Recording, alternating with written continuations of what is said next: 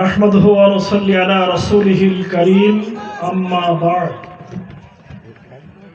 আজকের মহতী সিরাতুন নবী মাহফিলের শ্রদ্ধেয় সভাপতি, সম্মানিত নেতৃবৃন্দ, ওলামায়ে কেরাম, সুধীজন, জ্ঞানীজন, প্রাণপ্রিয় ভাইরা, বোনেরা, যুবকরা, তরুণরা, সর্বস্তরের সম্মানিত আপনজন এবং আমাদের হৃদয়ের মানুষ যারা কেউ দাঁড়িয়ে আছেন, বসে আছেন, অনেক মুরব্বীরা দাঁড়িয়ে আছেন, আমার দেখে লজ্জা লাগছে। আর আমার একটা দোষ হলো, আমার আপন মানুষদের কাছ থেকে আসলে আমি কথা ভুলে যাই। কাছের মানুষ যারা আসলে খেই হারাই ফেলি, দিই কি বলবো কি হবে। শহীদ ভাই ওমর ফারুক যখন বক্তব্য রাখছিল শুনতে খুব ভালো লাগছিল। আর স্টেজে বসা মৌলানা তরিকুল, ছোট্ট তরিকুল এখন বড় মৌলানা হয়েছে সারা বাংলাদেশের জন্য। আফজাল, জিহাদি দুইজনই আমার ছাত্র। আমাদের সবচেয়ে প্রশান্তি এখানেই যে আমাদের তৈরি করা বাগানের ফুল দিয়ে আজকে আমরা এই দেশটাকে সাজাতে চেষ্টা করছি। আমি আপনাদের কাছ থেকে দিতে আসি নাই, নিতে এসেছি। নিতে চাই আপনাদের প্রাণ ভরা দোয়া, আপনাদের ভালোবাসা, আপনাদের স্নেহ, আপনাদের মায়া মমতা। আমিও দিতে চাই উজাড় করে আমাদের হৃদয়ের গভীর ভালোবাসা। আপনাদের সাথে আমাদের মায়ায় জড়িত, আমরা ভালোবাসা দিয়ে জড়িত, আমরা প্রেম দিয়ে, স্নেহ দিয়ে একে অপরের সাথে আমরা গভীরভাবে জড়িত। আলহামদুলিল্লাহ। তরিকুল আমাকে যখন দাওয়াত দিয়েছিল তখন আমার আসতে পারবো ইচ্ছা ভরসা ছিল না, কিন্তু আপনাদের চিন্তা করছিলাম যে আজকে আজিজুল ইসলাম জিহাদির এই মাহফিল, এটা বড় মাহফিল হবে, অনেক ভাইরা আসবেন। এই দোয়া থেকে বঞ্চিত হওয়া এটা আমার জন্য সমীচীন হবে না। আমি আপনাদের সামনে আল্লামা ইকবাল রহমতুল্লাহ আলাইহের একটা কবিতা রাসূলের শানে উপহার দিতে চাই। কথাটি আল্লামা ইকবালের, আমি আপনাদের সামনে উপহার দিতে চাই। দেখেন কি চমৎকার একটি কথা দিয়ে, দুটো লাইনে তিনি আল্লাহ রসুল সম্পর্কে আমাদের কাছে কি চমৎকার মেসেজ দিয়েছেন।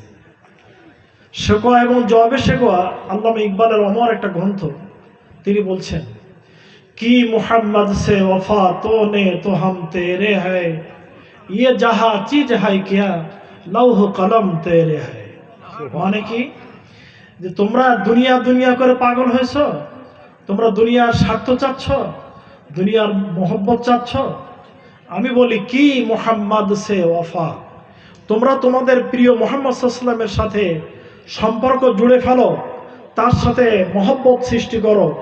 তোমরা যদি তার সাথে প্রকৃত মহব্বত সৃষ্টি করতে পারো, ইয়ে যাহা চিজ হাই কিয়া, এ দুনিয়া তো ফালতু একটা জিনিস, লৌহ কলম তেরে হ্যায়। আল্লাহ বলছেন আমি আমার লৌহ এবং কলমের তোমাদেরকে আমি মালিক বানিয়ে দেব।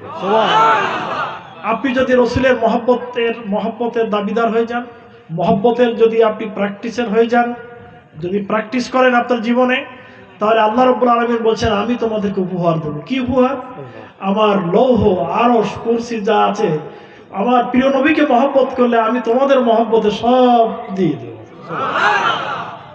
প্রিয় বন্ধুগণ, আল্লাহ ইকবাল আরেকটা লাইনে বলছেন, হো নাই হ্যাঁ ফুল তো বুলবুল কি তামান্না তারান্নুম ভি না হো, চামানে দাহার মে কলিউ কা তাবাসসুম ভি না হো।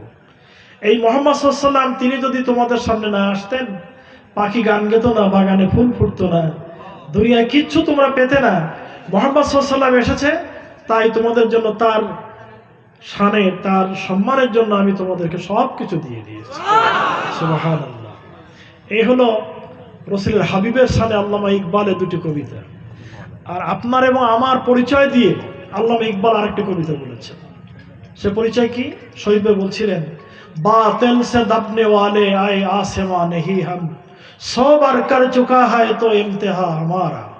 হে আল্লাহ, আমরা মুসলিম, তুমি আমাদেরকে বারবার পরীক্ষা নিয়েছ, তুমি দেখেছো বাতিলের সামনে আমরা কোনোদিন মাথা নত করি নাই। আমাদের ভাইরা, আপনারা এখানে যারা আছেন, আমি যদি হাত তুলতে বলি ম্যাক্সিমাম হাত উঠবে যারা মামলা, হামলা, জুলুম, নির্যাতনের শিকার। কিন্তু আপনারা বাতিলের সামনে মাথা নত করেননি। জেল বরণ করেছেন, হ্যান্ডকাপ বরণ করেছেন, ডান্ডা বেড়ি বরণ করেছেন, কত কিছু বরণ করেছেন, কিন্তু আপনারা বাতিলের সামনে মাথা নত করেননি, শেরকে আপনারা ঝোঁকায় দেননি। এটাই হচ্ছে আপনাদের বড় গৌরব এবং আপনাদের বড় পরিচয়। बातिल से दबने वाले आए आसमां नहीं हम। হে আসমানের মালিক, বাতিলের সামনে আমরা কোনোদিন মাথা নত করি নাই। সবার কর চুকা হয় তো ইমতিহা হামারা, তুমি শতবার আমাদেরকে পরীক্ষা করেছো, আমরা কোনোদিন বাতিলের সামনে মাথা নত করিনি। আমি বৈকারিত বলছিলাম, কারবালার ইতিহাসে ইমাম হুসাইন রাদিয়াল্লাহু তাআলা আনহু তিনি একা জীবন দেন নাই, তিনি এবং তার পরিবারের ৭৬ জন ব্যক্তির মাথা এক জায়গায় আর ধড় বডি এক জায়গায়। বডি কারবালার ময়দানে আর মাথা চলে গেছে ইয়াজিদের দরবারে। এরপরে ঘোড়া দিয়ে এই লাশের উপর দিয়ে দবাই চটকায় নাস্তানাবুদ করছে। কিন্তু ইতিহাস সাক্ষী দিচ্ছে যারা ইয়াজিদ বাহিনী তারাই পরাজিত হয়েছে, তারাই লানত, তারাই গজবের শিকার, তারাই অহংকারী হয়ে তারা নিজেদের পতন ডেকে এনেছে। আর ইমাম হুসাইন এবং হুসাইনের বংশ যারা, তারাই পৃথিবীতে টিকে থেকেছে।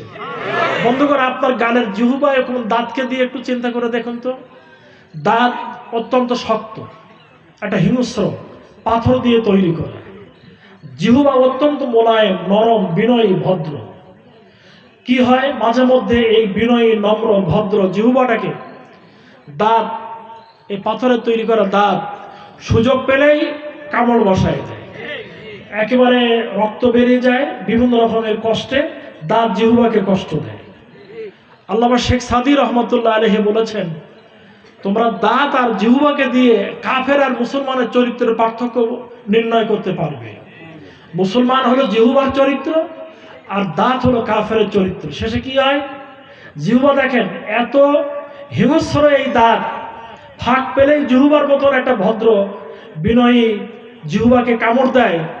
আর জিহ্বা কি করে, তার বিপদের সময় মাছের কাঁটা, সুপুরির কুচি যদি দাঁতের ফাঁকে ঢোকে, তখন এই জিহ্বা কিন্তু পাগল হয়ে যায় ওই শত্রুর বিপদ মুক্ত করার জন্য। কি বলেন, ঠিক কিনা? এটা আল্লামা শেখ সাদী রহমতুল্লাহ আলাইহির একটা কবিতার বাংলা আমি আপনাদের কাছে শোনাচ্ছি। এটা আমার দর্শন না, এটা আল্লামা শেখ সাদীর দর্শন। অবশেষে কি হয়, আস্তে আস্তে দাঁতগুলো একটা, দুইটা, তিনটা, চারটা করে করে খসে পড়ে।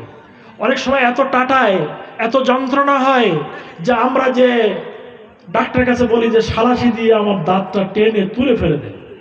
দেখা যায় যে দাঁতগুলো আস্তে আস্তে দুনিয়া থেকে বিদায় নেয়।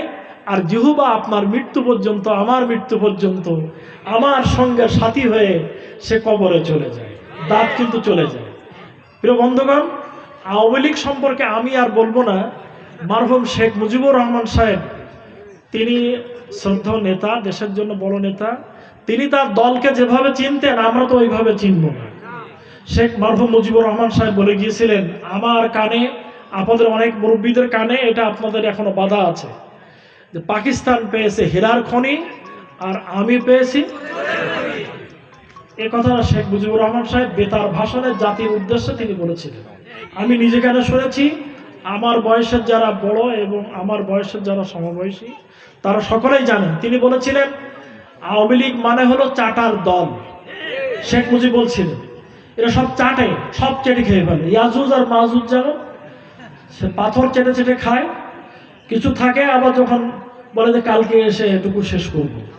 ইয়াজুজ এবং মাজুজ যেমন, শেখ মুজিব তার দলকে বলে গেছেন যে আমার দলের নাম হলো চাটার দল, এরা সব চেটে চেটে খায়। এটা শেখ মুজিবের পরিচয়। উনি ওনার দল সম্পর্কে যত ভালো জানেন আমি তো অত জানি না।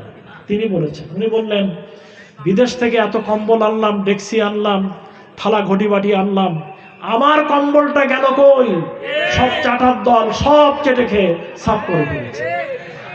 বন্ধুগণ, আওয়ামী লীগ যে এত খারাপ, এটা যদি আওয়ামী লীগের এই চরিত্র কয় বছরে আপনি আমি যদি না দেখতাম, তা আওয়ামী লীগ কাহাকে বলে, কয় প্রকার, কি বলেন? আওয়ামী লীগ কারে বলে, আওয়ামী লীগ কয় প্রকার, আওয়ামী লীগ কি জিনিস, এটা আমাদের বোঝার কোনো সুযোগ হতো না। কিন্তু ওরা আমাদেরকে বোঝাই দিয়ে গেছে যে না, আওয়ামী লীগ কাহাকে বলে। এক ছেলের দাঁত উঁচু ছিল, হেড স্যার লাঠি দিয়ে মারলে ও দাঁত বেরিয়ে থাকতো, কাঁদলেও দাঁত বেরিয়ে থাকতো। স্যার বলছেন, এই তোর কি অবস্থা রে? মারলেও তোর দাঁত বেরিয়ে থাকে, হাসলেও দাঁত বেরিয়ে থাকে, কানলেও দাঁত বেরিয়ে থাকে। স্যার স্যার আপনি জানেন না আমি হুন্দা, আমি হুন্দা মানে আমি ওই রকম। স্যার আমি হুন্দা, তার মানে আমার দাঁত উঁচু। অতএব আমার হাসলেও দাঁত বেরোবে, কাঁদলেও দাঁত বেরোবে। অতএব এটা তারা প্রমাণ করে গিয়েছে, এ দেশকে তারা ভালোবাসে না, তারা এদেশে কোরআনকে ভালোবাসে না, তারা এদেশের মানবতাকে, মানুষকে তারা ভালোবাসে না। তারা এই দেশটাকে লুণ্ঠন করেছে, লুটপাট করেছে, এবং অতীত থেকে করেছে, এখনো করেছে। বাংলাদেশের ব্যাংক সবগুলো খালি। ইসলামী ব্যাংকের মতন একটা ব্যাংক, আপনাদের রক্ত এবং আপনাদের দোয়ার মাধ্যমে তৈরি করা যে ব্যাংক, সেই ব্যাংক থেকে লক্ষ লক্ষ কোটি ডলার টাকা পাচার করে বিদেশে পাঠিয়ে দিয়েছে।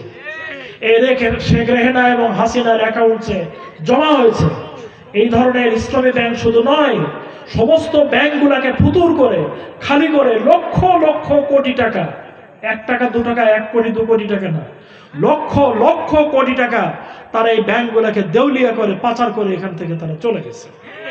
ভাইরা আমার, অতএব এটা আসলেই শেখ মুজিব যেটা বলেছিলেন যে আমার দলের নাম হলো চাটার দল, অতএব ওরা চেটে চেটে চেটে চেটে শেষ করেছে। ওদের সময় যখন ঘনিয়ে এসেছে, আল্লাহ রাব্বুল আলামিন যেখানের মাল সেখানেই ঠেলে দিয়েছে। অতএব এদেশ আমাদের, আমরা এই দেশকে সাজাতে চাই, গড়তে চাই, দেশের মানবতার জন্য আমাদেরকে কোরবানি করতে চাই। মানুষের দরকারে, মানুষের প্রয়োজনে আপনারা এগিয়ে যাবেন, দেশের দায়িত্ব গ্রহণ করুন।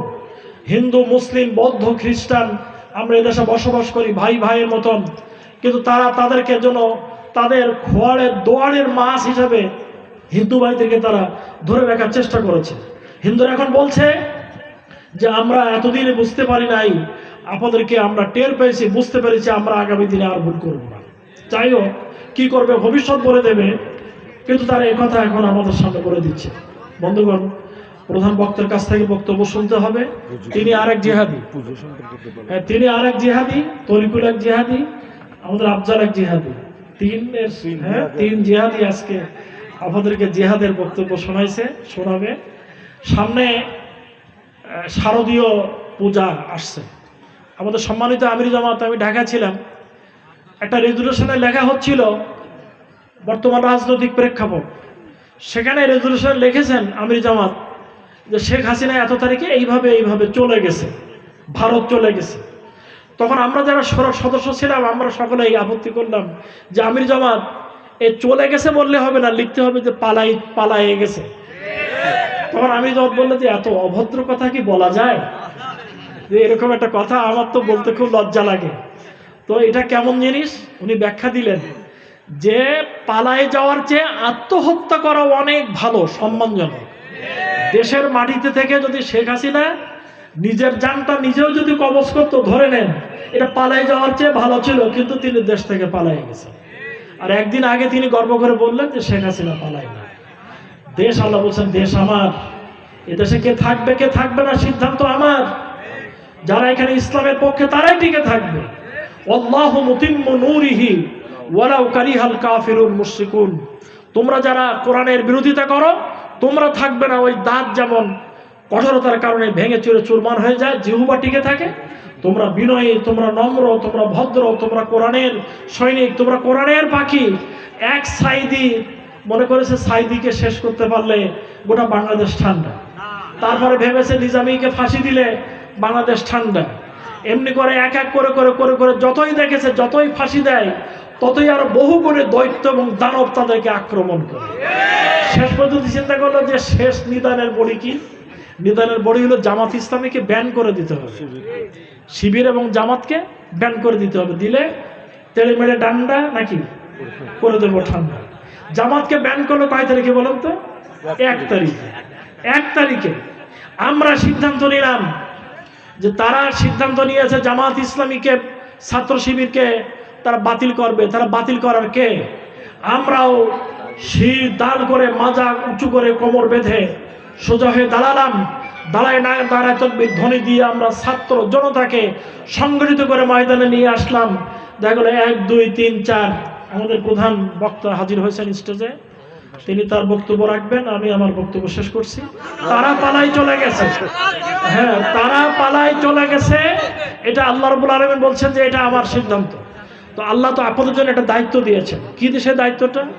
ওয়াকাতিলুহুম, আপনাদেরকে এই যুদ্ধ সংগ্রামের ময়দানে দাঁড়ায় থাকতে হবে। আল্লাহ নির্দেশ দিচ্ছেন, হে ইমানদারগণ, তোমরা বসে পড়লে কেন, তোমরা শুয়ে পড়লে কেন? কুম ফাআনদির, কোমর বেঁধে সোজা হয়ে দাঁড়াও। অরব্বাকা ফাকাব্বির, এবং আল্লাহর তাকবীর ধ্বনি, শ্রেষ্ঠত্বের ধ্বনি তোমাদের গলা থেকে উচ্চ কণ্ঠে তোমরা উচ্চারিত করো। আল্লাহু আকবার। এই ধ্বনি কি ছিল আমাদের কাছে? অতএব কুম ফাআনদির, সোজা হয়ে দাঁড়াও, কোমর বেঁধে সোজা হয়ে দাঁড়াও। ফের তুঝে করনি है एक बार इस जहां की राहबरी, उठ खुदा के नाम लेकर